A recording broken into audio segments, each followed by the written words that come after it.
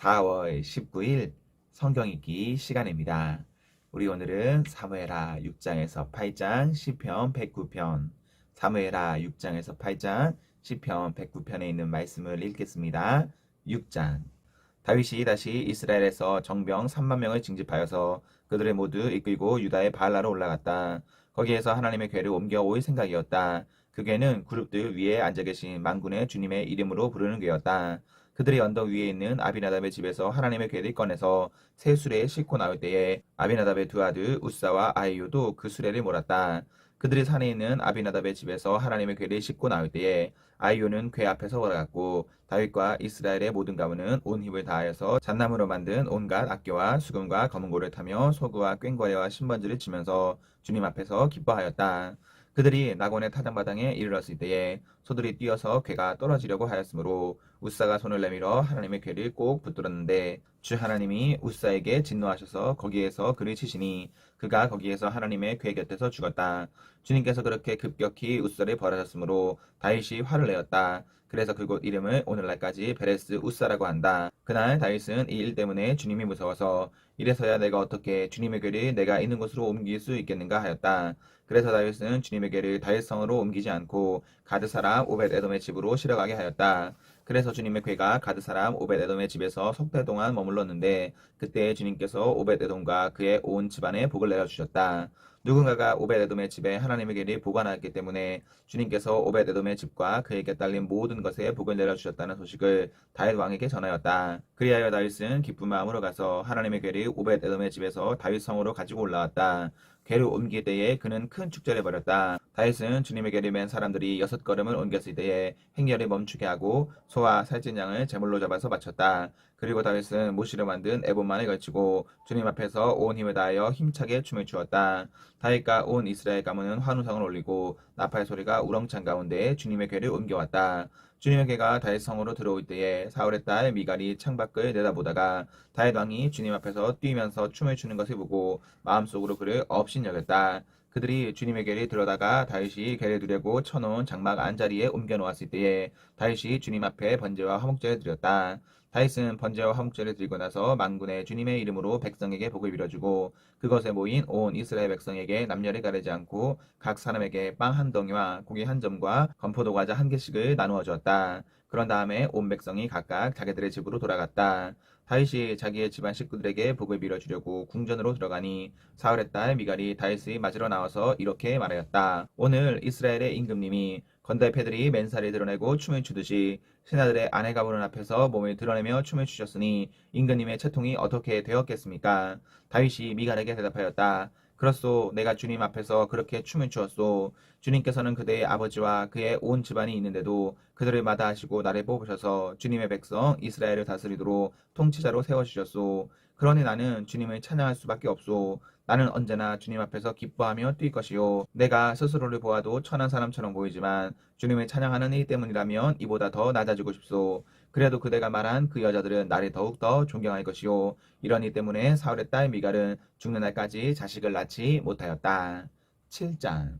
주님께서 사방에 있는 모든 원수에게서 다윗 왕을 안전하게 지켜주셨으므로 왕은 이제 자기의 왕궁에서 살게 되었다. 하루는 왕이 예언자 나단에게 말하였다.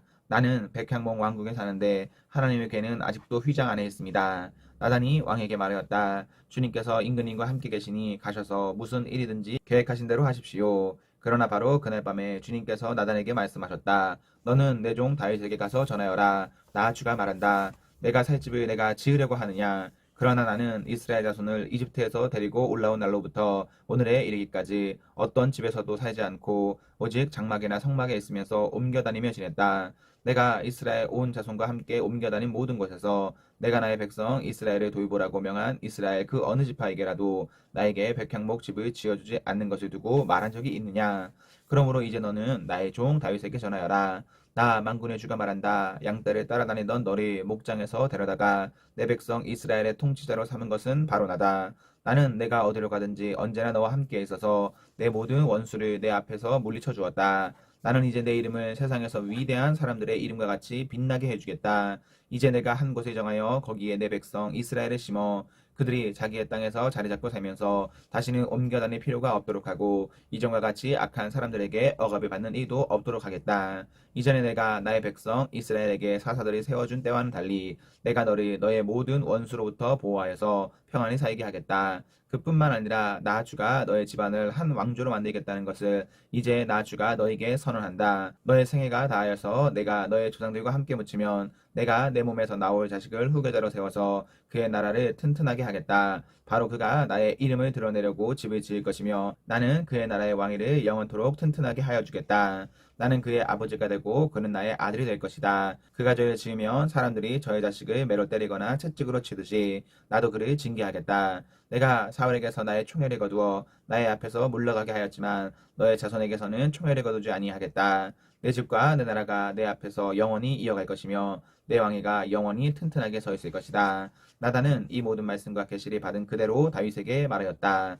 다윗 왕이 성막으로 들어가서 주님 앞에 꿇어앉아 이렇게 기도하였다. 주 하나님, 내가 누구이며 또 내 집안이 무엇이기에 주님께서 나를 이러한 자리에까지 오르게 해주셨습니까? 주 하나님, 그런데도 주님께서는 이것도 오히려 부족하게 여기시고 주님의 종의 집안에 있을 먼 장래의 일까지 말씀해 주셨습니다. 주 나의 하나님, 이것이 어찌 주님께서 사람을 대하시는 일상적인 방법이겠습니까?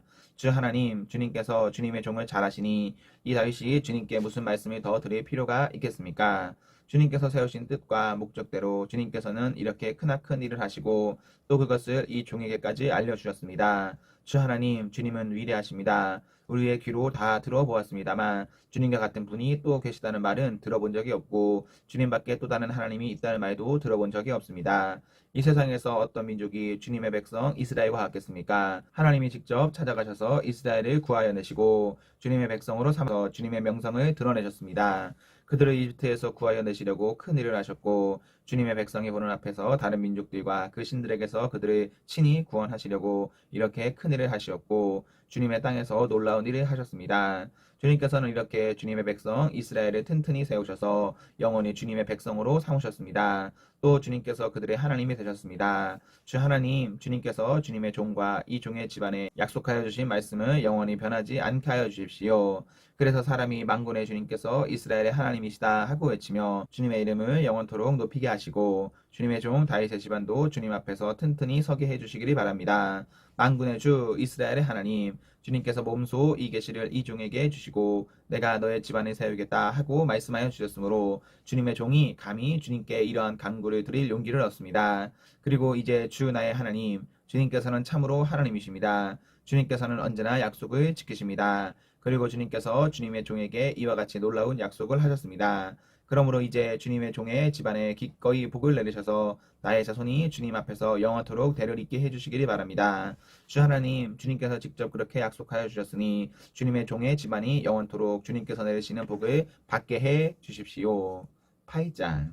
그 뒤에 다윗이 블레셋 사람을 쳐서 그들을 굴복시키고 블레셋 사람의 손에서 메대 한 마리 빼앗았다. 다윗은 또 모압을 쳤다. 그는 모압 포로들을 줄을 지어 세운 다음에 그들을 땅에 엎드리게 하고 매 석줄 중에 두 줄은 죽이고 한 줄은 살려주었다. 모압 사람들은 다윗의 종이 되어 그에게 조공을 바쳤다. 루오베 아들 소바왕 하다레셀이 유브라테스 강 유역에서 자기 세력을 되찾으려고 출정하였을 때에 다윗이 그를 치고 그에게서 기마병 1700명과 보병 2만 명의 포로를 사로잡았다. 다윗은 또 병거를 끄는 말 가운데서도 100필만 남겨놓고 나머지는 모조리 다리에 힘줄이 끊어버렸다. 다마스쿠스의 시리아 사람들이 소바왕 하다레셀이 도우려고 군대를 보내자 다윗은 시리아 사람 2만 2천 명을 쳐 죽이고 시리아의 다마스쿠스에 주둔군을 두니 시리아도 다윗의 종이 되어 그에게 조공을 바쳤다. 다윗이 어느 곳으로 출전하든지 주님께서 그에게 승리를 안겨주셨다. 그때 다윗은 하다레셀의 신하들이 가지고 있는 금방패들을 다 빼앗아 예루살렘으로 가져왔다. 또 다윗은 하다레셀의 두 성읍 베다와 베로데에서는 루셀을 아주 많이 빼앗아 왔다.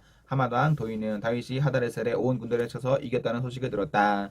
그는 자기의 아들 요람을 다윗 왕에게로 보내서 무난하게 하고 다윗이 하다레셀과 싸워서 이긴 것을 축하하게 하였다. 하다레셀은 도이와 서로 싸우는 사이였다. 요람은 은과 금과 노트를 만든 물건을 많이 가지고 다윗에게로 왔다. 다윗 왕은 이것들도 따로 구별하여서 이미 정복한 모든 민족에게서 가져온 것에서 따로 구별하여 둔 은금과 함께 주님께 바쳤는데 그것들은 그가 에돔과 모압과 암몬 사람들과 블레셋 사람들과 아말렉에게서 가져온 은금과 루옵의 아들인 소바와 하다레셀에게서 빼앗아온 물건 가운데서 따로 떼어놓은 은과 금이었다. 다윗은 돌아오는 길에 소금 골짜기에서 에돔 사람 18,000명을 쳐 죽이고 이름을 떨쳤다. 그때 다윗이 에돔에 주는군을 두기 시작하여서 온 에돔에 주는군을 두니 마침내 온 에돔 사람이 다윗의 종이 되었다. 다윗이 어느 곳으로 출전하든지 주님께서 그에게 승리를 안겨주셨다. 다윗이 왕이 되어서 이렇게 온 이스라엘을 다스릴 때에 그는 언제나 자기의 백성 모두를 공평하고 의로운 법으로 다스렸다. 수르의 아들 요압은 군사령관이 되고 아일롯의 아들 여호사밧은 역사기록관이 되고 아이두베의 아들 사독과 아비아달의 아들 아히멜렉은 제사장이 되고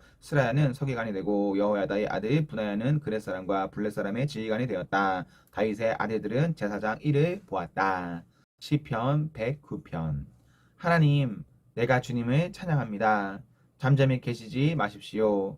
악한 자와 속이는 자가 일제히 나를 보고 입을 열고 혀를 놀려서 거짓말로 나를 비난합니다. 미움으로 가득 찬 말이 나에게 퍼붓고 이유도 없이 나를 맹렬하게 공격합니다. 나는 그들을 사랑하여 그들을 위하여 기도를 올리건만 그들은 나를 고발합니다. 그들은 선을 오히려 악으로 갚고 사랑을 미움으로 갚습니다. 그러므로 악인을 시켜 그와 맞서게 하십시오. 고소인이 그의 오른쪽에 서서 그를 고발하게 하십시오.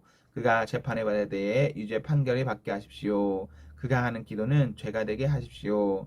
그가 살날을 짧게 하시고 그가 하던 일도 다른 사람이 하게 하십시오.